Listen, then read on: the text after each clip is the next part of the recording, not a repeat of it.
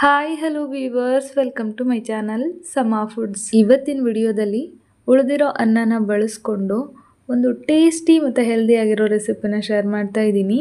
ಯಾರಾದರೂ ನಂಬ್ತೀರಾ ಇದನ್ನು ಉಳಿದಿರೋ ಅನ್ನದಿಂದ ಮಾಡಿರೋದು ಅಂತ? ತುಂಬ ಸಾಫ್ಟಾಗಿ ಚೆನ್ನಾಗಿರುತ್ತೆ, ಆರೋಗ್ಯಕ್ಕೂ ಒಳ್ಳೆಯದು. ಮಿಸ್ ಮಾಡದೆ ಟ್ರೈ ಮಾಡಿ.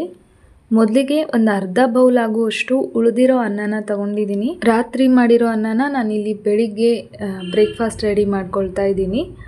ರಾತ್ರಿ ಸ್ವಲ್ಪ ಜಾಸ್ತಿ ಮಾಡಿರ್ತೀವಿ, ಅಚಾನಕ್ಕಾಗಿ ಅದು ಉಳಿದ್ಬಿಟ್ಟಿರುತ್ತೆ, ಬೆಳಗ್ಗೆ ಚಿತ್ರಾನ್ನ ಮಾಡೋಕ್ಕೆ ಬೇಜಾರಾಗುತ್ತೆ. ಅಂಥ ಟೈಮಲ್ಲಿ ಈ ಥರ ಮಾಡ್ಕೊಳ್ಳಿ.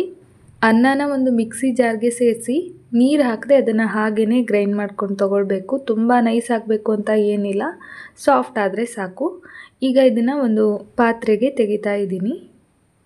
ಇದಾದ ನಂತರ ನಾನಿಲ್ಲಿ 4 ಚಮಚ ರಾಗಿ ಹಿಟ್ಟನ್ನು ಸೇರಿಸ್ತಾ ಇದ್ದೀನಿ. ನೀವು ಇದ್ರ ಬದಲಿಗೆ ಅಕ್ಕಿ ಹಿಟ್ಟನ್ನೇ ಉಪಯೋಗಿಸ್ಬೋದು. ಅಕ್ಕಿ ಹಿಟ್ಟಿನ ಬದಲಿಗೆ ರಾಗಿ ಹಿಟ್ಟು ಬೆಸ್ಟ್ ಅಂತ ಅನ್ನಿಸ್ತು, ಹಾಗಾಗಿ ರಾಗಿ ಹಿಟ್ಟನ್ನು ತಗೊಂಡಿದ್ದೀನಿ. ನಂತರ 1 ಕಪ್ ಆಗುವಷ್ಟು ಕ್ಯಾರೆಟ್ ತುರಿನ ತಗೊಂಡಿದ್ದೀನಿ. ಒಂದು ಮೀಡಿಯಮ್ ಸೈಜ್ ಈರುಳ್ಳಿನ ಸಣ್ಣದಾಗಿ ಕಟ್ ಮಾಡಿ ಸೇರಿಸ್ತಾ ಇದ್ದೀನಿ.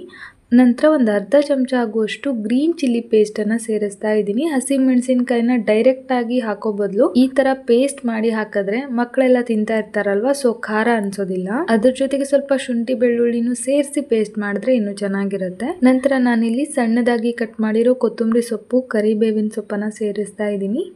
1/4 ಚಮಚ ಜೀರಿಗೆ, ರುಚಿಗೆ ತಕ್ಕಷ್ಟು ಉಪ್ಪನ್ನು ಸೇರಿಸಿ ನೀಟಾಗಿ ಇದನ್ನೆಲ್ಲನೂ ಮಿಕ್ಸ್ ಮಾಡಬೇಕು. ಇದನ್ನು ಮಿಕ್ಸ್ ಮಾಡ್ಕೊಳ್ಳೋದಕ್ಕೆ ನೀರೇನು ಬೇಕಾಗೋದಿಲ್ಲ, ಅನ್ನ ಸಾಫ್ಟ್ ಆಗಿರುತ್ತಲ್ವ ಅದರಲ್ಲೇ ಮಿಕ್ಸ್ ಮಾಡ್ಕೊಳ್ಬಹುದು.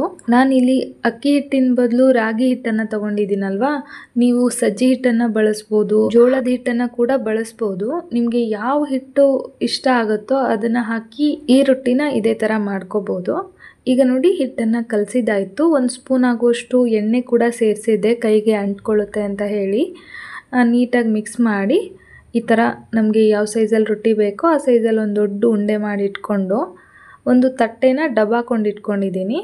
ಅದ್ರ ಮೇಲ್ಗಡೆ ಈ ಥರ ಸಾಫ್ಟಾಗಿರೋ ಕಾಟನ್ ಬಟ್ಟೆನ ತಗೊಂಡಿದ್ದೀನಿ. ಬಟ್ಟೆನ ಒದ್ದೆ ಮಾಡಿ ತಗೊಳ್ಬೇಕು. ಈ ಥರ ಬಟ್ಟೆ ಮೇಲೆ ಮಾಡೋಕ್ಕೆ ಬರಲ್ಲ ಅಂದರೆ ಬಟರ್ ಪೇಪರ್ ಅಥವಾ ಬಾಳೆ ಎಲೆನ ಕೂಡ ಉಪಯೋಗಿಸ್ಬೋದು. ಒದ್ದೆ ಬಟ್ಟೆ ಮೇಲೆ ಇನ್ನು ಸ್ವಲ್ಪ ನೀರನ್ನು ಚಿಮುಕಿಸಿ ರೆಡಿ ಮಾಡಿ ಇಟ್ಕೊಂಡಿದ್ವಲ್ಲ ಹಿಟ್ಟನ್ನು, ಅದನ್ನು ನಿಧಾನಕ್ಕಿಟ್ಟು ತಟ್ಟುತ್ತಾ ಹೋಗಬೇಕು. ತುಂಬ ಈಸಿಯಾಗಿ ಎಷ್ಟು ತೆಳ್ಳಗೆ ಬೇಕಾದರೂ ಮಾಡ್ಕೋಬೋದು, ಈಸಿಯಾಗಿ ಬರುತ್ತೆ. ಮತ್ತು ಇದನ್ನು ಎಣ್ಣೆ ಹಚ್ಚಿ ಏನು ತಟ್ಟೋದು ಬೇಡ, ಪಕ್ಕದಲ್ಲಿ ನೀರು ಇಟ್ಕೊಳ್ಳಿ. ಆಗಾಗ ಅದರಲ್ಲಿ ಕೈ ಎದ್ದಿ ನೀರಲ್ಲೇ ತಟ್ಕೊಂಡ್ಬಿಡ್ಬೋದು.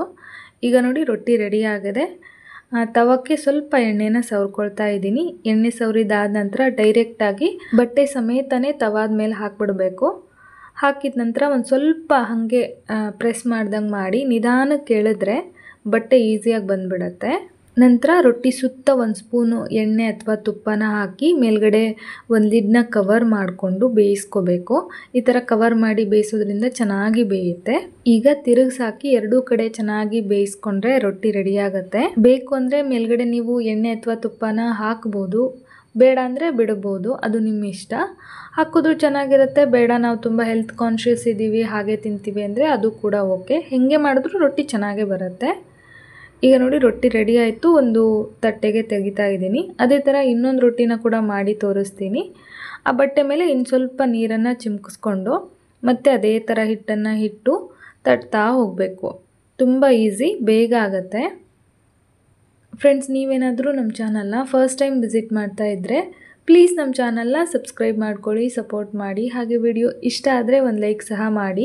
ಇದೇ ಥರ ಹಲವಾರು ಆರೋಗ್ಯಕರ ರೆಸಿಪಿಗಳನ್ನು, ಟ್ರೆಡಿಷ್ನಲ್ ರೆಸಿಪಿಗಳನ್ನು ಶೇರ್ ಮಾಡಿದ್ದೀನಿ. ತುಂಬ ಜನಕ್ಕೆ ತುಂಬ ರೆಸಿಪಿಗಳು ಇಷ್ಟ ಆಗಿ ಒಳ್ಳೊಳ್ಳೆ ಕಮೆಂಟ್ ಮಾಡಿದ್ದಾರೆ.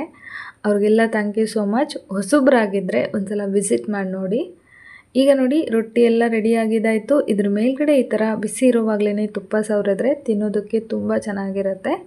ನೋಡಿ ಎಷ್ಟೊಂದು ಸಾಫ್ಟಾಗಿದೆ ಅಂತ. ಇದಕ್ಕೆ ಬೇರೇನೂ ಸೈಡ್ ಡಿಶ್ ಬೇಕಾಗೋದಿಲ್ಲ, ಕಾಯಿ ಚಟ್ನಿ ಇದ್ರೂ ಕೂಡ ಚೆನ್ನಾಗಿರುತ್ತೆ. ನಾನು ಇದನ್ನು ಶೇಂಗಾ ಚಟ್ನಿ ಮತ್ತು ತುಪ್ಪ ಜೊತೆಗೆ ಸರ್ವ್ ಮಾಡಿದ್ದೀನಿ. ಒಂದು ಮಾವಿನಕಾಯಿ ಉಪ್ಪಿನಕಾಯಿ ಇದ್ರಂತೂ ಸೂಪರಾಗಿರುತ್ತೆ. ಇತ್ತೀಚೆಗೆ ಮಾವಿನಕಾಯಿ ಉಪ್ಪಿನಕಾಯಿ ರೆಸಿಪಿನ ಶೇರ್ ಮಾಡಿದ್ದೀನಿ. ಅದೇ ಉಪ್ಪಿನಕಾಯಿನ ನಾನು ಈ ಪ್ಲೇಟಲ್ಲಿ ಬಡಿಸಿದ್ದೀನಿ, ಆಮೇಲೆ ನೋಡ್ಕೊಳ್ಳಿ.